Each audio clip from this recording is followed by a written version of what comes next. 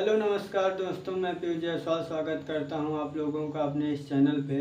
तो दोस्तों, आज हम प्रेजेंट कंटिन्यूअस टेंस के इंट्रोगेटिव सेंटेंस को बताएंगे। मैंने इससे पिछली वाली वीडियो में आप लोगों को प्रेजेंट कंटिन्यूअस टेंस के निगेटिव सेंटेंस के बारे में पूरा बताया था। निगेटिव सेंटेंस के बाद हमारा आता है इंट्रोगेटिव सेंटेंस, जिसके बारे में मैं आप लोगों को आज बताऊँगा। तो आइए देखते हैं कि प्रेजेंट कंटिन्यूअस टेंस का इंट्रोगेटिव सेंटेंस कैसे बनाते हैं। प्रेजेंट कंटिन्यूअस टेंस का इंट्रोगेटिव सेंटेंस कैसे बनाते हैं।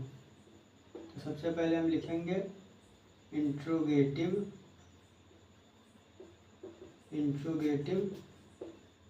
सेंटेंस। इंट्रोगेटिव सेंटेंस जिसकी हिंदी होती है प्रश्नवाचक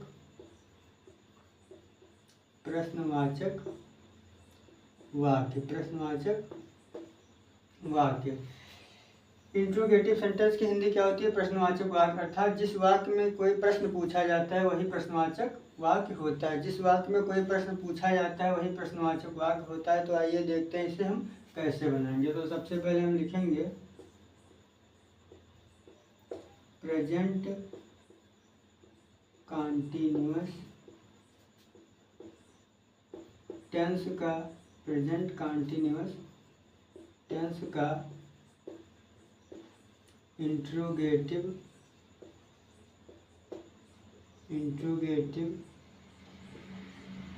सेंटेंस बनाते समय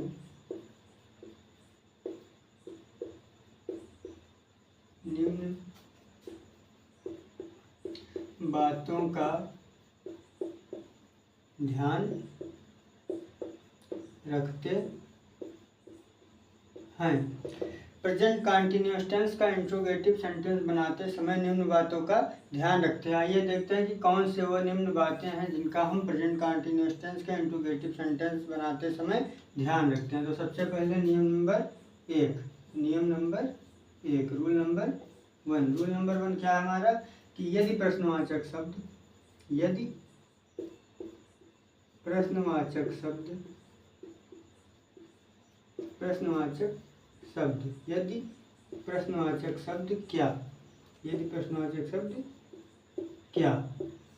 है?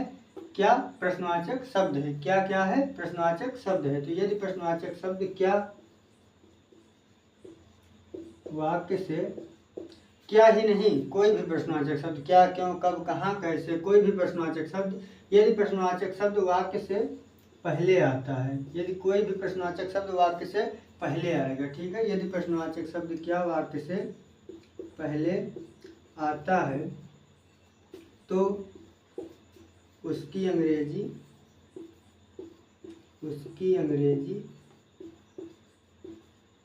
मतलब किसकी?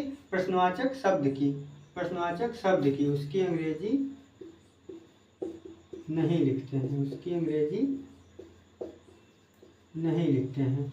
यदि प्रश्नवाचक शब्द वाक्य से पहले आता है तो उसकी अंग्रेजी नहीं लिखते हैं, बल्कि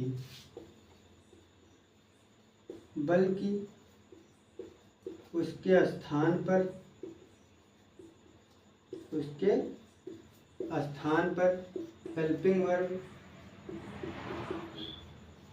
स्थान पर helping verb is am are. Present continuous tense का हेल्पिंग वर्ब क्या होता है? Is am are. तो यदि प्रश्नवाचक शब्द वाक्य से पहले आता है तो उसकी अंग्रेजी नहीं लिखते हैं, बल्कि उसके स्थान पर helping verb is am are का प्रयोग करते हैं या प्रयोग करके शेष वाक्य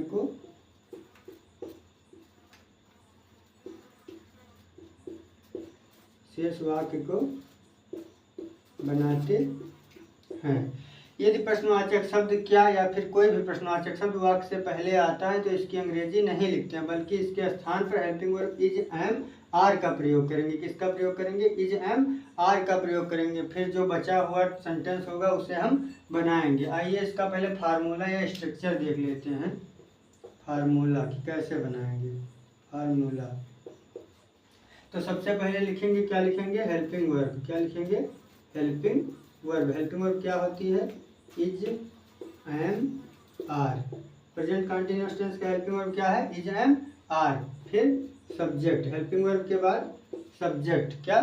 सब्जेक्ट। फिर वर्ब के फर्स्ट फॉर्म, वर्ब की फर्स्ट फॉर्म में क्या लगेगा? आईएनजी। वर्ब की फर्स्ट फॉर्म में क्या लगेगा? I N G plus object, plus object और प्लस क्वेश्चन मार्क। तो इसे हम कैसे बनाएंगे? सबसे पहले हेल्पिंग वर्ब लिखेंगे, फिर सब्जेक्ट को लिखेंगे, फिर वर्ब की फर्स्ट फॉर्म में आईएनजी लगाएंगे और फिर ऑब्जेक्ट तथा अंत में क्वेश्चन मार्क। तो यही तो मैंने लिखा कि यदि प्रश्नवाचक शब्द क्या वाक्य से पहले आता है तो इसकी अंग्रेजी नहीं लिखते हैं, बल्कि इसके स्थान पर helping verb is, am, are का प्रयोग करेंगे। अगर एक वचन आएगा तो इज, मैं आएगा तो एम और बहुवचन होगा तो आर का प्रयोग करते हैं। आइए एग्जाम्पल के साथ समझ लेते हैं। जैसे क्या वह जा रहा है, क्या वह जा रहा है, अंत में प्रश्नवाचक चिन्ह। अब क्या वह जा रहा है, क्या क्या है? प्रश्नवाचक शब्द है, और प्रश्नवाचक शब्द ये है वाक्य, क्या है? वह जा रहा है, क्या है? वाक्य। तो प्रश्नवाचक शब्द क्या जो है ये वाक्य से पहले आया है, तो इसकी अंग्रेजी नहीं लिखेंगे, बल्कि इसके स्थान पर helping verb is, am, are का प्रयोग करेंगे। तो वह एक वचन है तो एक वचन के साथ क्या लगाते हैं? इज लगाते हैं, तो इसके स्थान पर क्या लगाएंगे? इज। ये मेरा फार्मूला में भी लिखा है, देखिए यहाँ पे। सबसे पहले helping verb is, am, are, तो एक वचन के साथ लगाए इज। फिर वह की अंग्रेजी क्या होती है? ही। सब्जेक्ट क्या है? ही। और फिर वर्ब की फर्स्ट फॉर्म में आईएनजी। तो वर्ब कहाँ है? जाना ही तो वर्ब है, तो वर्ब की फर्स्ट फॉर्म हो गई गो, और इसमें लगेगा आईएनजी। क्या वह जा रहा है? इज ही गोइंग, और अंत में क्वेश्चन मार्क। बस ये बन गया। आइए और एग्जाम्पल के साथ समझ लेते हैं। दूसरा एग्जाम्पल है हमारा, क्या मैं क्रिकेट खेल